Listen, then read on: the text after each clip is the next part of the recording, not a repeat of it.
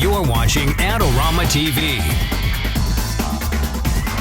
Hey everybody, I'm Mark Wallace and you're watching Adorama TV. It's the show where I try to answer the question, what should I buy?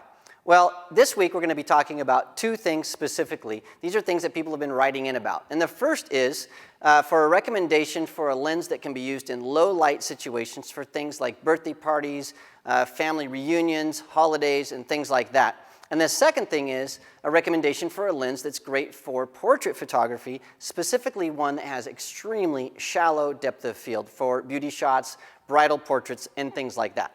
So let's start first by showing you this 50mm 1.4 lens. This is a Canon lens, and I'm primarily a Canon shooter, and so I've been using this lens for years, and I really, really love it. In fact, at a lot of workshops, I allow people to borrow this to try it out for themselves, and almost everybody that borrows it buys their own within a week or so after borrowing it because they're just blown away at how well this lens behaves.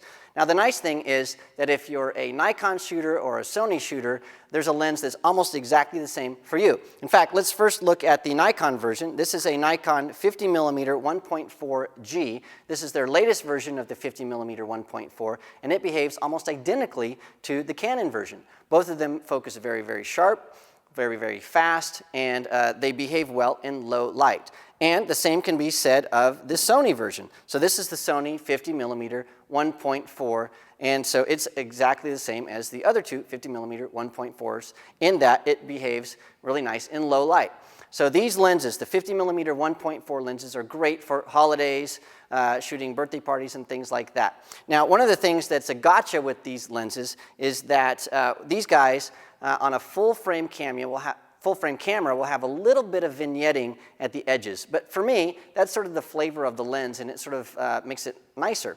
The other thing is that they have a tendency to have lens flare whenever there's any kind of light coming in the front of the lens. So make sure if you have one of these lenses that you use the included lens hood. That's going to help eliminate some of that lens flare.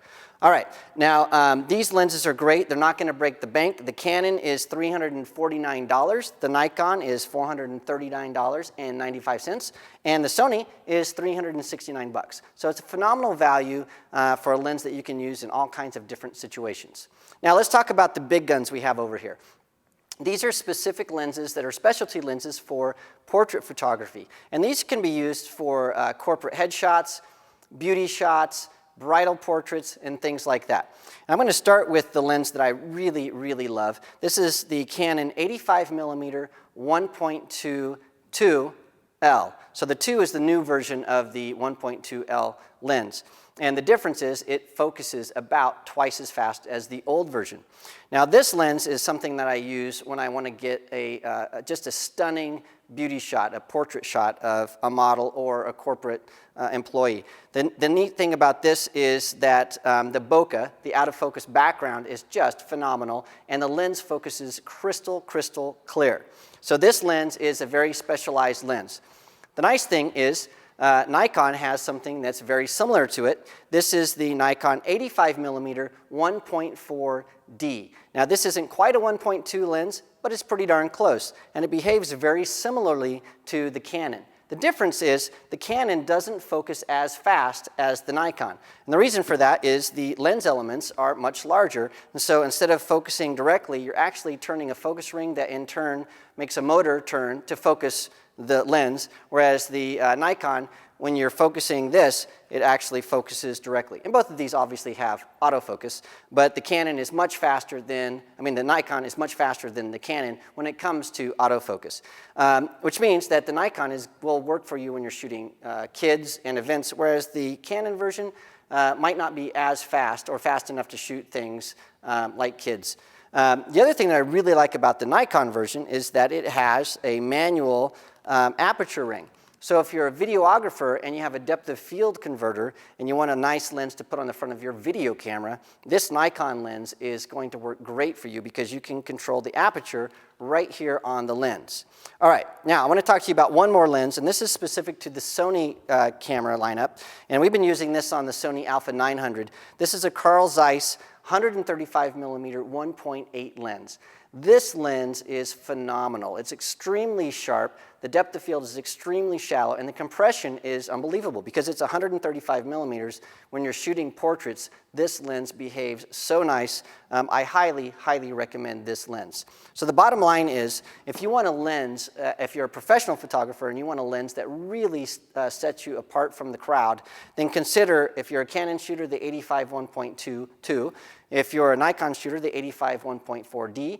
And if you're a Sony shooter, the 135 1.8. They are really amazing lenses. Okay, now let's talk about price for these lenses, because not only will they set you apart, they're a little bit more expensive than the 50 millimeter guys. In fact, let's start with the Canon 85 1.2. This guy is $1,840, which I know is a hefty price, but if you're a professional photographer and you use this lens, you're going to sell a lot more portraits because of the way this makes your subject look. In fact, I know this from personal experience. People love the way this lens looks in their portraits. The Nikon version is $1,224.95, and the Sony is $1,479. So these are all well over $1,000 for these lenses, but really, you'll get your money back when you start selling all those portraits that look amazing. All right, so that's about all we have time for in this episode. Remember, if you have a question about camera gear or photography in general, you can send it to me at AskMark@Adorama.com. And I'll see you next time. This episode is brought to you by Adorama TV. Visit the Adorama Learning Center, where you'll find photography tips and techniques, links to the gear used in this episode, and related videos. For all the latest photography, video, and computer gear, visit Adorama.com. And the next time you're in New York City, visit our store, located on 18th Street between 5th and 6th Avenue.